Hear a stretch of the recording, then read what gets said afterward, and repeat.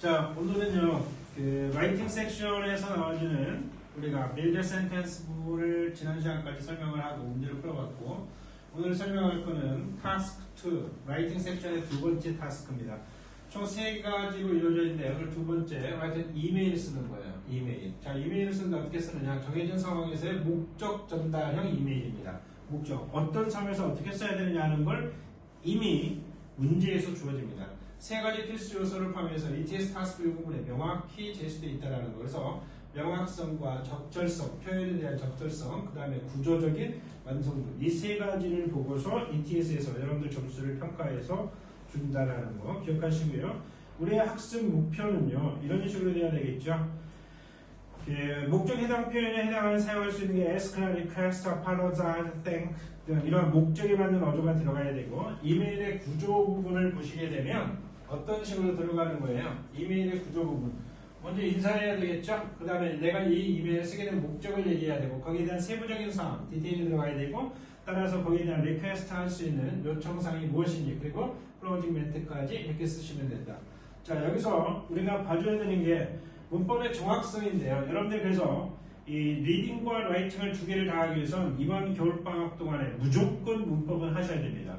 절대 이게 평달로 넘어가 버리면 할 수 있는 시간이 없기 때문에 이번 방학을 통해서 좀 숙지하시기. 그래서 내가 화요일하고 목요일에 수업할 때 항상 리딩과 라이팅에 필요한 문법적인 부분 파트별로 다 해드리고 있으니까 정리 잘 하시기 바라겠습니다. 그 다음에 여기에서는 시제라든가 구문, 오류에 대한 걸 최소화하고 간결하지만 정확한 문장을 써야 된다. 왜? 주어진 글자 수가 70에서 100단어 안으로 써서 이메일을 맞춰야 되기 때문에 간략한 표현으로 정확하게 들어가는 게 좋겠죠. 어휘의 확장, polite 표현으로 쓸 수 있는 거, 그 다음에 뭐 could you, I would appreciate if possible, 블라블라블라 이런 식으로 쓰시면 된다라는 거. 자, 템플릿이라는 게 있는데 학습 전략으로 우리가 가게 되면 어떤 식으로 하느냐? 자, 이런 식이죠. 라이팅스는 기본적인 구조가 이렇게 되어져 있습니다. 이거 같은 경우에는 고등학생들 가운데서 토플 학원이라든가 개인 수업이라든가 이런 걸 통해서 토플을 공부했다가 점수가 안 나올 것 같으면 학원들이 뭐라고 그래? 니네 토익해 이러거든. 이거 비슷하니까 이거 외워서 쓰면 돼 이렇게 얘기합니다. 절대 그렇게 쓰시면 안 돼요. 템플릿으로 우리가 쓴다고 하면 기본적인 건 이렇다라는 얘기야. 구조가 이렇다라는 거예요. 여기에 들어가는 말은 여러분들이 입에 딱 붙여놔야 돼. 나는 어떤 걸로 주로 쓸 건지. 이런 상황에 대해서 감사의 이메일을 쓰는 거, 내가 뭔가를 요청하는 이메일을 쓰는 거, 여러분만의 어휘를 가지고 문장을 만들어 놓은 걸 지속적으로 쓰시는 게 좋습니다. 어떤 딱 틀에 박힌 템플릿 하시지 말고요. 여러분만의 템플릿을 만들어서 암기해라. 시험장에서 바로 적용할 수 있는 이런 형태의 구조를 가지고 쓰라는 얘기죠. I'm writing to you right now about blah blah blah. I'd like to 뭐 이런 식으로. 그럼 여기서 여러분들 이 말 말고도 다른 표현들이 많이 있습니다. 이게 기본적인 거라는 걸 알려주기만 하는 거예요. 그 다음에 이제 body 부분에 써야 되는 게 뭘 써라? body 부분에 나오는 거 explain the issue, reason, request, detail. 자, 세부적인 사항들까지 전체적으로 내가 얘기하고자 하는 사항이 무엇인지 거기에 대한 이유와 내가 또 요청한다면 어떤 것들을 구체적으로 요구할 것들을 쓰셔야 되고, 제일 마지막에 감사하다는 얘기가 들어야 되겠죠. Thank you for your time. I look forward to your reply, blah blah blah. 뭐 이런 식으로. 이걸 갖다가 I'm looking forward to 그 다음에 ing 형태로 또 쓸 수도 있고 다양하게 쓸 수 있습니다. 아시겠죠? 그런 표현들은 나중에 또 실질적으로 우리가 문장 쓰면서 내가 여러분들이 쓴 거를 한 사람 한 사람 다 뭐 해줘? 첨삭을 해드릴 거예요. 그래서 여러분들 엄마랑 같이 묶여져 있는 그 안에 다 올려드릴 겁니다. 그럼 여러분들 그대로 한번 다시 쳐보고, 아, 내가 요 표현은 선생님이 첨삭해주고 요걸 쓰겠다. 그럼 여러분들 걸로 만들어서 쓰시면 됩니다.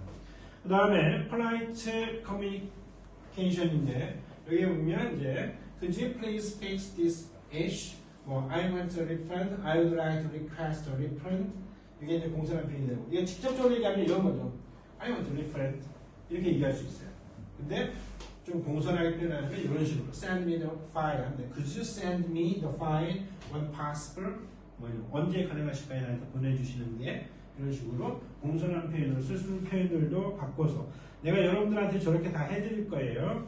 그 다음에 추천하는 연습 방법은 하루에 한 개의 상황을 설정해서, 이게 토플이기 때문에 아카데믹한 상황에서 이루어질 수 있는 거, 그죠? 학교라든가 도서관이라든가 온라인 줌이라든가 어떤 기술적인 문제들이 있다라는 거. 그래서 이거를 이메일을 작성하는 거. 그래서 마지막에 문법 단어라든가 오류 스스로 수정할 수 있기 위해서는 선생님하고 수업하는 문법적인 내용들을 꼭 여러분들이 숙지해야 이런 것들이 가능하다.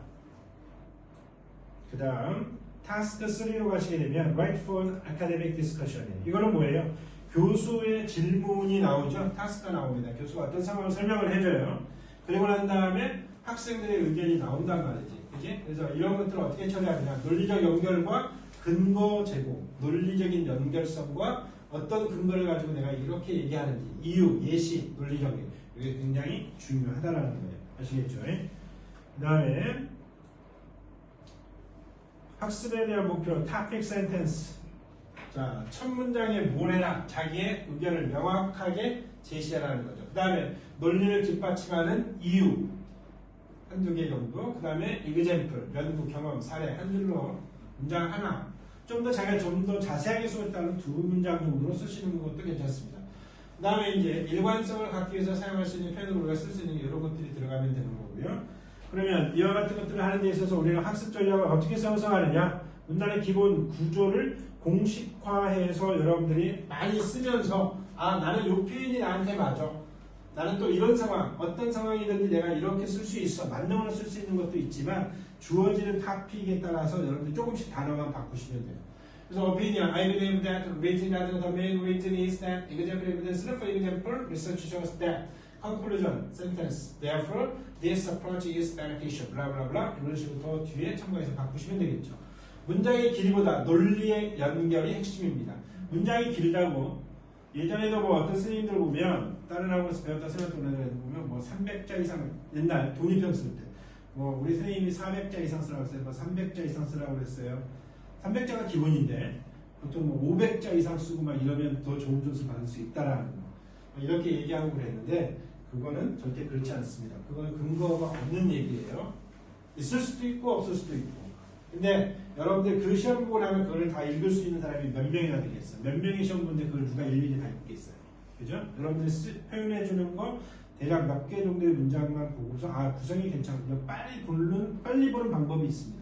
첫 단락, 두 번째 단락, 세 번째 단락 이런 식으로. 근데 이번에 바뀐 시험 문제 패턴의 형태는 굉장히 좀 쉽게 여러분들이 접근할 수 있는 실용적인 거기 때문에 연습만 좀 해주시면 좋은 결과를 받을 수 있다라는 거. 이제 어려운 게 그거예요. build a sentence 요 부분이지, 그죠? 네, 그게 연습이 안 되면 안 된다라는 거. 그래서 이번 겨울방학간 여러분들한테 준비해놓은 선생님이 60세트 총 600문제니까 과제로도 나중에 내줄 거야. 또 다 못하면 학기 중에서 또 과제로 나갈 거고 그걸 하시면 됩니다. 그 다음에 문장의 길이보다도 연결이 핵심이다. 그래서 불필요한 접속문과 명확한 논리 전개가 이루어져야 되고 한 문장에 아이디어 2개 정도를 넣지 마라 이런 얘기죠. 추천의 연습과 주제를 10개 정해서 매일 10개씩, 1개씩 50단에서 90단어에 단락 완성하는 거. 이건 여러분들한테 내가 문장 연습시킬 때 그때 하라는 대로 해주시면 됩니다. 아시겠죠? 자, 그 다음에 보시게 되면 뭐 이제 이런 것들이죠. 의견이 첫 문장에 드러나느냐, 이유가 적절하냐, 예시가 하나 이상인가, 추경이나 문법 오류가 없는지 이런 부분들을 보고 가야 된다 이런 얘기입니다. 아시겠죠?